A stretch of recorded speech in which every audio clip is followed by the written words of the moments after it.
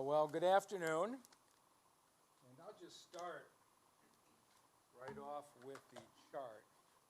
We have reporting today 1,045 deaths in the city. That's up from 1,036 yesterday, only 9 more. It's the lowest number we've had in quite a long time.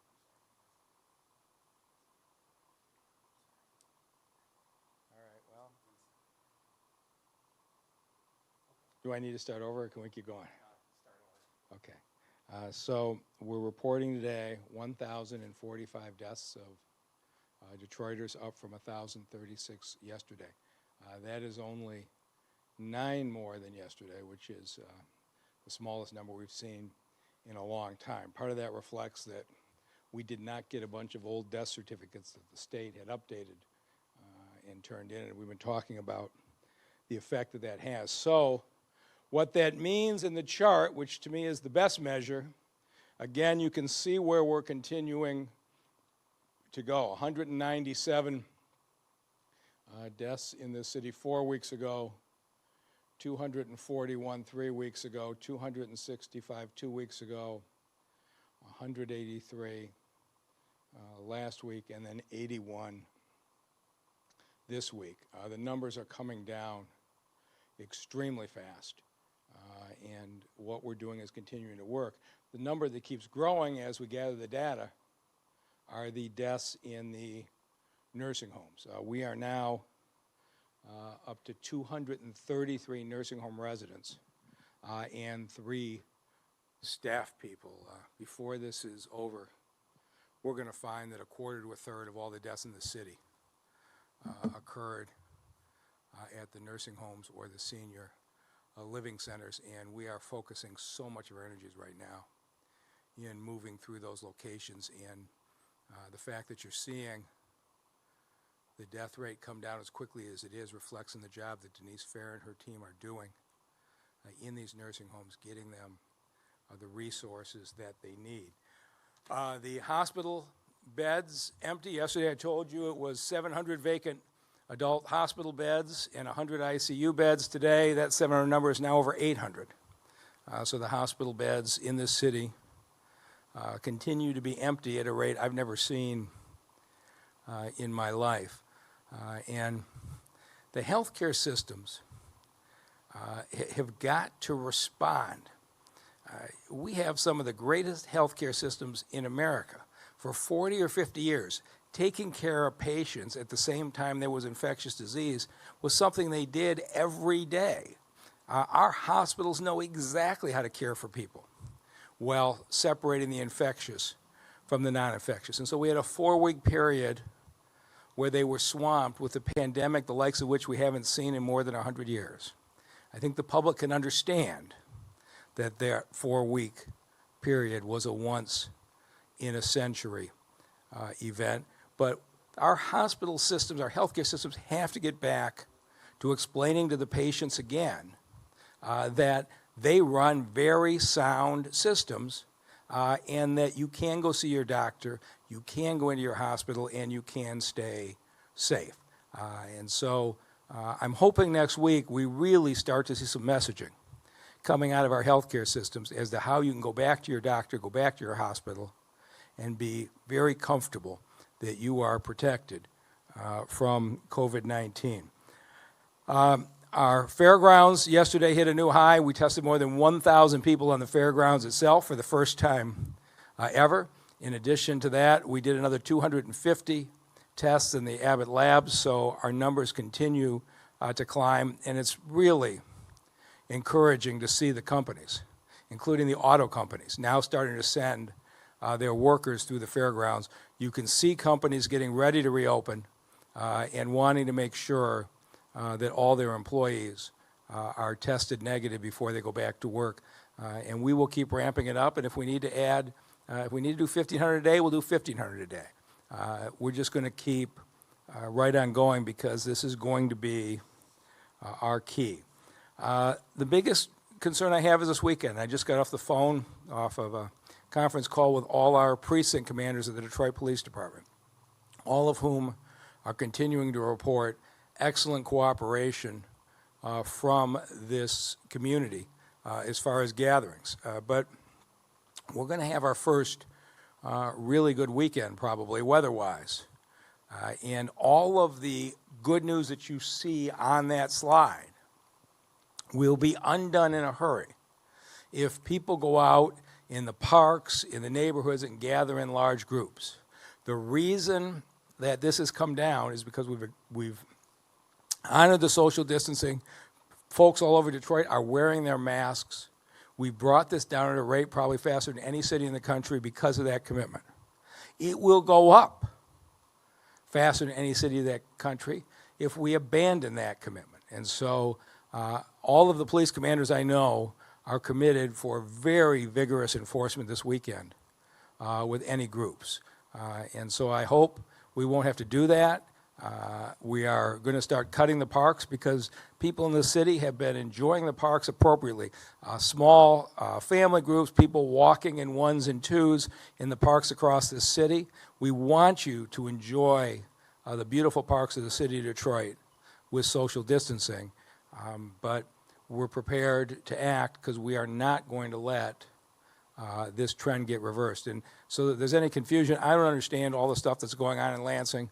What I do know is this: the governor has an executive order in place, and we will be enforcing that order until a court tells us otherwise. So I don't know anybody who thinks it's a good idea to reopen the bars or the restaurants or the barbershops or the casinos or let large crowds gather. I don't think the Republicans or the Democrats think that's a good idea. I think they're in a debate over a 1945 law versus a 1976 law. But in any event, there will be no confusion in the city of Detroit. We have an executive order from the governor. We will follow it until somebody gives us a court ruling that says we should not. I wanted to highlight today one of the public works projects that have been started. And on Monday, more than 400 Detroit employees are coming back to work to do roads and water and sewer and parks maintenance and the like. We're bringing them back in a safe manner. But we had one project that couldn't wait. And many of you will remember about this time last year in the Jefferson-Chalmers neighborhood. There was huge flooding as the river levels came over the seawalls throughout that area, and there was an enormous amount of damage that was done. We responded as we always do as a community. We had volunteers who put out 400,000 sandbags. I was out there with them. There was one lady who lived over at Plymouth and Southfield. She took 2 buses every day to get to the Jefferson-Chalmers neighborhood just to fill sandbags to help her fellow citizens on the east side of Detroit. Nobody paid her, nobody asked her. That was the way this community responded, and we saved a lot of the homes. But putting down 400,000 sandbags in the middle of a flooding is not what you want to do. And while we were again at a 100-year water level, we're seeing this pattern in a lot of different ways right now. The Army Corps of Engineers who worked with us told us you can expect it to be even higher next year. And we said this time we're not going to scramble. And so I have with me today Palencia Mobley, the Deputy Director of the Detroit Water and Sewer Department and the Chief Engineer, and Crystal Perkins, the Project Manager for the General Services Department. And after consulting with the Army Corps of Engineers, we came up with a plan known as a Tiger Dam that Palencia Mobley is about to show you. And it was about a $3 million project. We had to bring 28 city employees back on April 10th. We put them out in masks. We take their temperature every day. We're following our protocols. But they couldn't wait until the pandemic was over. If they had, we'd have lost a lot of homes in Jefferson-Chalmers to flooding. And so these fine public servants have been out there since April 10th. I think they'll be done by the middle of May with really the only solution. It isn't the most aesthetically pleasing solution to have a big orange tube, but it beats flooded basements, which is what we were dealing with last year. It is remarkable how calmly, efficiently, and without drama they have been executing this. And they reflect the kind of employees we have in the city of Detroit, who in the middle of a a pandemic, a health crisis, can calmly go out and keep our neighbors free of a flooding crisis. And so with that, I'm going to turn it over to Palencia Mobley to show you what's been being done the last 4 weeks on the east side of Detroit. Palencia? Thank you, Mayor. So last spring, we had unprecedented Great Lakes and Detroit River levels, which caused water to rise over seawalls, which also caused flooding basements as well as flooded streets. Now we're implementing a new technology that multiple cities are using that border waterways. We've spent $3 million to install a temporary dam that will reduce the impact of rising water along the Detroit River and canal seawalls on the Lower East Side. The dam will also protect our wet weather treatment facilities, which serve the east side of Detroit and some suburban communities. Last year, nearly 7 billion gallons of river and storm water flowed into this wet weather treatment facility. The pumps are not designed to work 24 hours on multiple days of the week. The tubes are filled with water, and each tube is linked together seamlessly. Each tube weighs about 6,300 pounds when completely filled. The effort that the city is taking on is a preventative measure. Climate experts have let us know that the Great Lakes water levels will continue to rise and will surpass last year. We are expected to have a 4-inch rise that is greater than it was last year. Our installation is being done by the City of Detroit crews along with the Army Corps of Engineers and various subcontractors. Our installation began in April, and it will be completed later this month.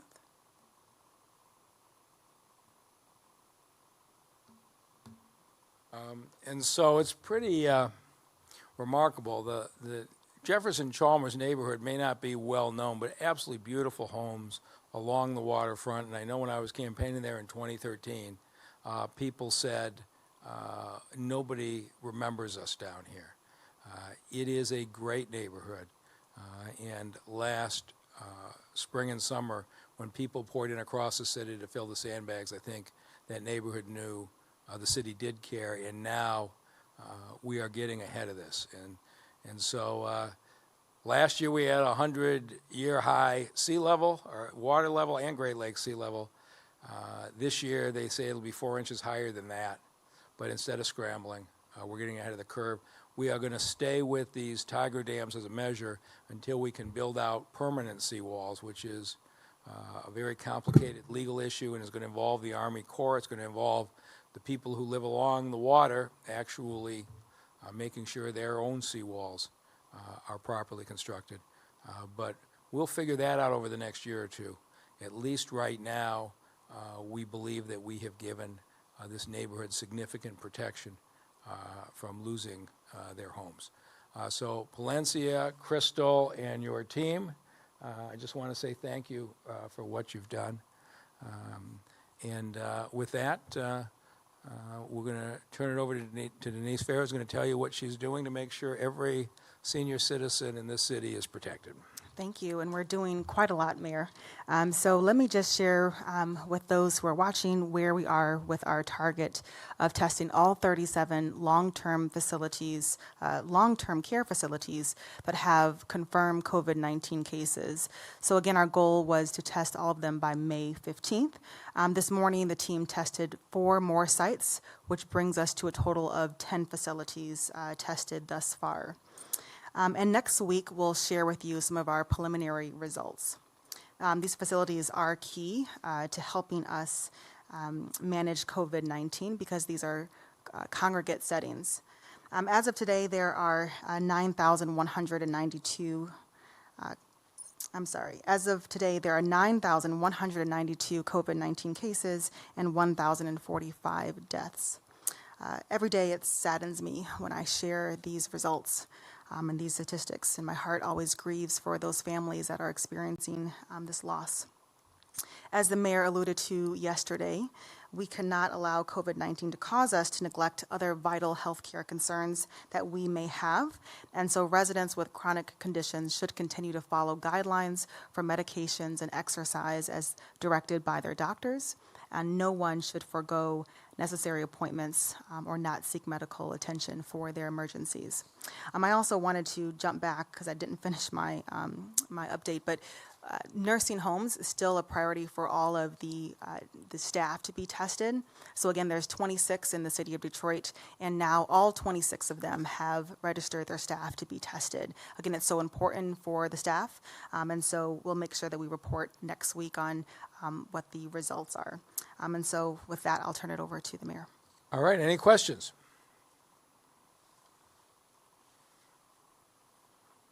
Hello, Eli Newman, WDET, Public Radio in Detroit.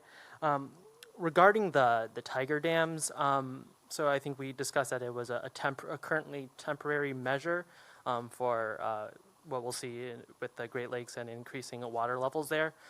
What are those permanent measures that are being considered right now, and what are those legal challenges that we're seeing? We're working through that with the Army Corps, and you know there are huge constructions that could be built out in the river. There are major improvements homeowners can do to their own seawalls, which can be done through a series of enforcements. Were it not for a pandemic, we might have been farther along.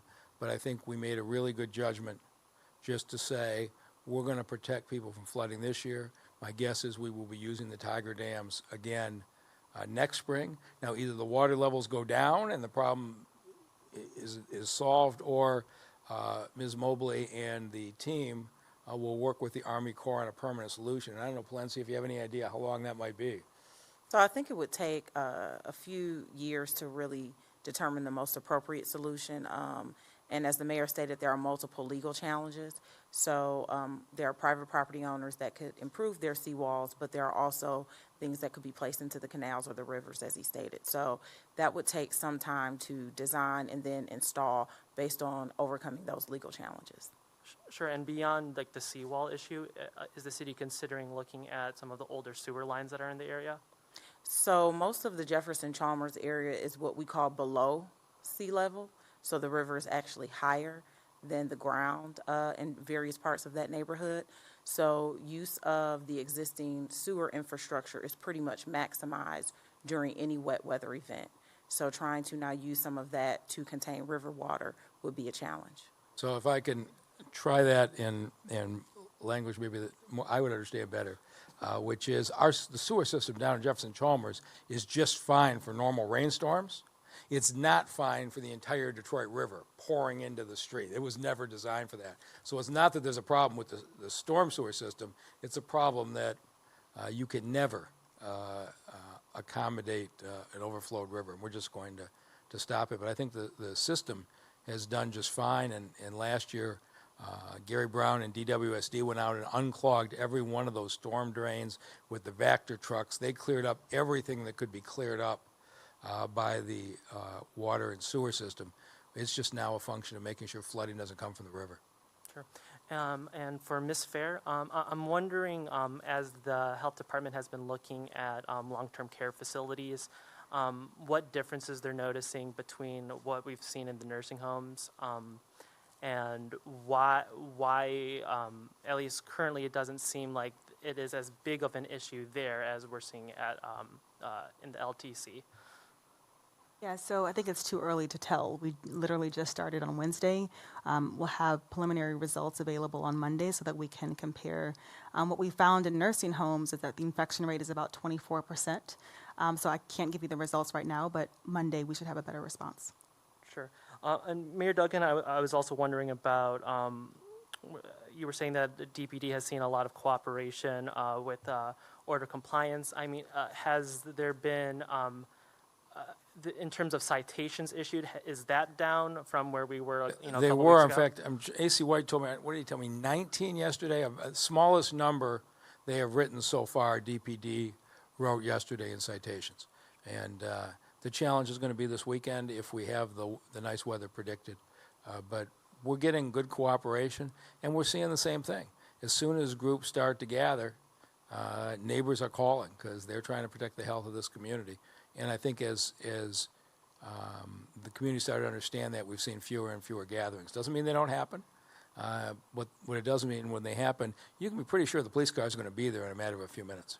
Sure. And yesterday, you had mentioned that Fire Department Commissioner Eric Jones had noticed an increase in the amount of people found dead on site when reporting to 911 calls. Right. So what is like normal for EMS to report to, and like what does it look like now? I'm not going to give you the numbers off the top of my head, but they are up. They have been up for a couple of months now, and the fire department has those numbers. We could get them for you, and we haven't done enough of a health analysis to tell you for sure, but I think there is a good likelihood that a number of them were probably COVID-19 related, and I think a good number of them were probably people who had chronic underlying conditions who avoided the doctors or the hospitals because they were fearful of COVID-19. How much is each category?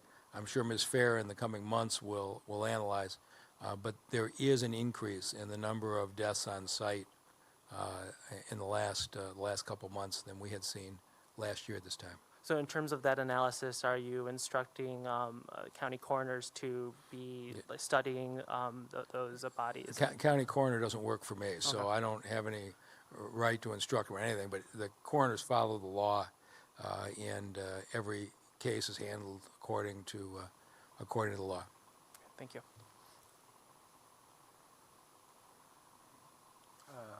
Mayor, we have a question from J.C. Reinl from the Detroit Free Press. Wants to know, with the current timeline for reactivating certain medical services of being May 28th right now, do you know if there's any consideration being given at the state level to maybe give an exemption to certain outpatient surgery facilities, et cetera? I think Dr. Khaldun should speak to that, and we had a conversation yesterday, and she pointed out to me, you have some hospital systems like Henry Ford who are scheduling a lot of activities that she felt were entirely consistent with the order. And so, but as far as what they're going to do, whether they clarify the existing order, whether they modify the order, whether the order is fine as is, I think you should direct that question to Dr. Khaldun when the governor does a briefing. Okay.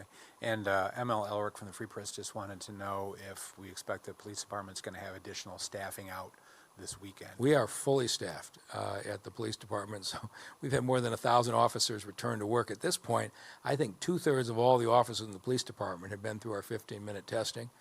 So they are fully staffed, and we will be staffed at the same level we would have been last May, and that does include supplemental patrols in the parks.